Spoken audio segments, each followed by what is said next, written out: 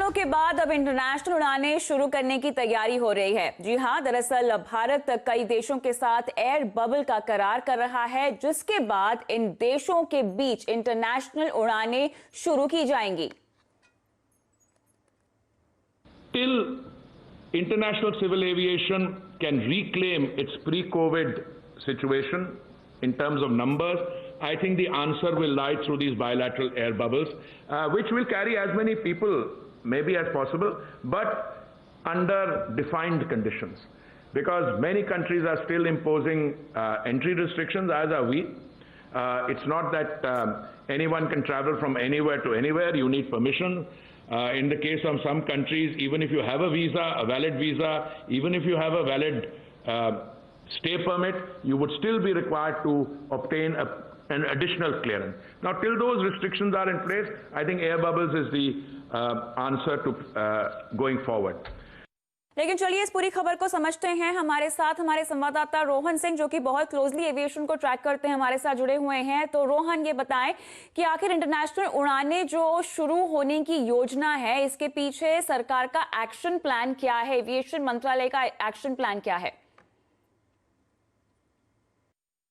जी, Vande Bharat mission के जरिए अब तक 6,80,000 से ज्यादा लोगों को वापस लाया जा चुका है, लेकिन इसका जो अगला चरण होगा रेस्क्यू फ्लाइट्स का, वो होगा एयर बबल्स या एयर ब्रिजेस के रूप में। ये मुख्य रूप से उन जिन देशों से लोगों को लाना है या उन्हें ले जाना है, वहां की एयरलाइंस के साथ एक तरह का अरेंजमेंट होगा। तो इसमें जो अब तक अंतरिम तैयारियां की गई हैं, इसमें अमेरिका, यूके, जर्मनी, फ्रांस और यूएई, यहां अब तक या तो कॉन्ट्रैक्ट साइन हो चुका है या फिर आखिरी चरण में अगले कुछ दिनों में हो जाएगा।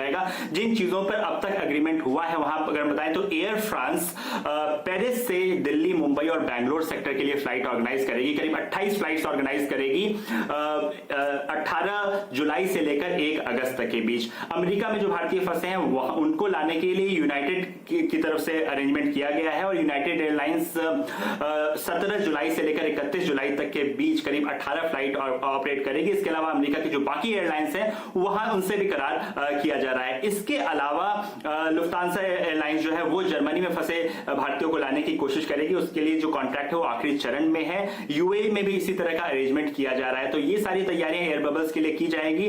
जो भारतीय जाना चाहते हैं बाहर या बाहर फंसे हुए हैं, उनके लिए भारत की जो डोमेस्टिक एयरलाइंस है उनको भी मंजूरी दी जाएगी। अगर वे वाइड बॉडी एयरक्राफ्ट को प्रोक्योर कर पाती हैं तो उन्हें भी ऑपरेट करने की इजाजत दी जाएगी। ये सारी जानकारी civil aviation minister Hardeep Singh Puri ने दी है, जो कि अंतरिम रूप से किया गया है। लेकिन आने वाले दिनों में एयर बबल्स बाकी देशों के साथ भी बढ़ाया जाएगा, इस बात की भी जानकारी दी गई है। ऑलराइट, तो यहाँ पर जल्द शुरू हो सकेंगी इंटरनेशनल उड़ानें। रोहन, आप हमारे साथ बने रहें, क्योंकि एक बड़ी खबर पर आपसे डिटेल्स लेनी है। बड़ी खबर यह है कि ट्विटर के लिए बुधवार की रात काफी खतरनाक रही। एक के बाद एक कई बड़े पर्सनालिटीज के अकाउंट हैक कर लिए गए। बराक ओबामा से लेकर बिल गेट्स समेत दुनिया की बड़ी शख्सियतों के अकाउंट से हैकर्स ने ट्वीट कर बिटकॉइन के रूप में पैसा मांगा है। लेकिन चलिए ये पूरी खबर समझते हैं रोहन सिंह से, और साथ ही इसकी एनालिसिस करेंगे cyber security consultant Ritesh Bhatia से। रितेश, स्वागत है आपका। पहले रोहन, मैं आपके पास आऊंगी, क्योंकि ये पूरा मामला हमें समझना है। सुबह उठते ही हमने देखा कि इतनी दिग्गज हस्तियों के ट्विटर अकाउंट हैक हुए हैं और उससे फर्जीवाड़ा किया गया है।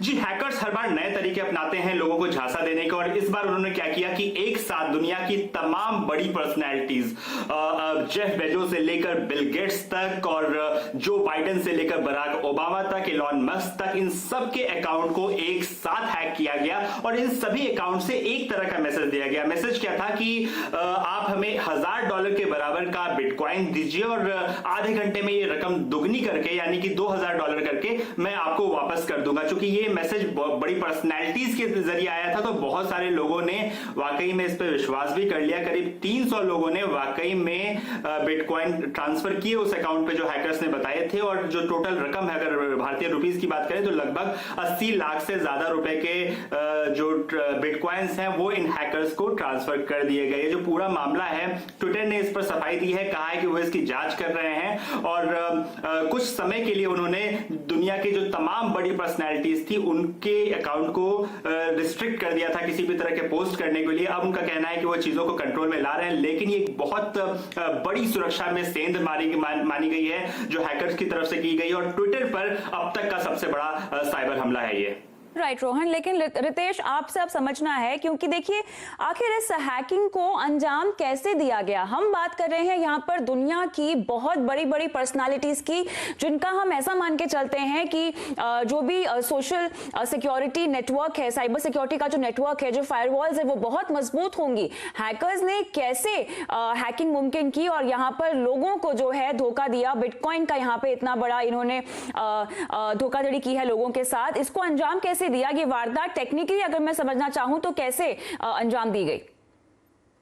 तो Kavita, firstly thank you for having me on this show. तो ये जो इंसिडेंट हुआ, ये एक चीज बहुत साफ करता है कि आप मतलब कितने भी मिलियंस ऑफ डॉलर्स के साइबर सिक्योरिटी प्रोडक्ट्स लगाइए, लेकिन आपका सबसे बड़ा खतरा जो है वो हम बोलते हैं इज द इनसाइडर थ्रेट, यानी कि ज्यादा करके वो आपका एम्प्लॉय ही निकलता है, और यही एम्प्लॉय के कारण ये हुआ है। अभी इसमें हुआ क्या है एग्जैक्टली कि ट्विटर के जो एम्प्लॉइज हैं, इनमें से कोई एम्प्लॉइज है वो have access to a particular control system. ये एक ऐसे एक एडमिन मॉड्यूल जैसे हम बोलते हैं, या तो एक पर्टिकुलर इनका इंटरनल कंट्रोल सिस्टम है, डैशबोर्ड टाइप, जहाँ पे जब ये लॉग इन करते हैं तो ये सारे के सारे अपने जो वो जो ट्विटर वेरीफाइड बैजेस के जो अकाउंट्स है, जो यूजर्स है, जैसे जो बिडेन हो गए, एलन मस्क हो गए, जितने भी है कहीं के भी हो, वो उनका पूरा का पूरा इनको सारा डिटेल्स दिखता है।